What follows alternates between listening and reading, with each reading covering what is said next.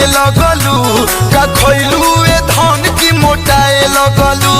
हायु करा घरे ये शीश का बेसी मजा मिले कि नैहर के बेना भुलाए लगलू कुल कौन ज्यादा बदौना बताए अरे दोना बताए जब सुतनी बनम संगे खटिया लगाए धब मारेला झुलू फिरा हवा साए साए रे बनम के झुलू फिरा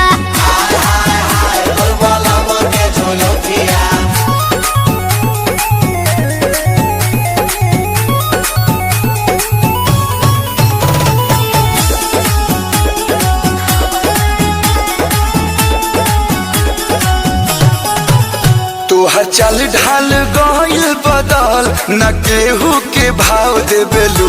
स्टेटस देखा के आजकल करे जाहो घाव देबेलू सोनिया हमें राजा हम रानी खानी रहिले रोवा चाहे गावा हम सफा सफा कहिले बोली तोहर गोली खानी लागे धाए धाए अरे लागे धाए धाए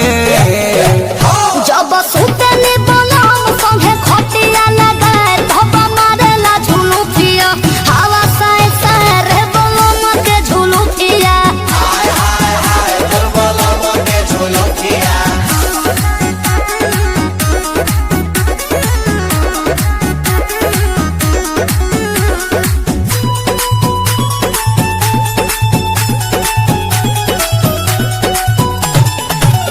हम एसी में राखी तो जान तू मुँह चमकावत रहू तो सवेरा करे पहरी कवेस्ट दोपहर नयावत रहू रोशन विश्वास हमरा कुछ के न गंगा कोनो जिसे शादी करके मन बंग होगा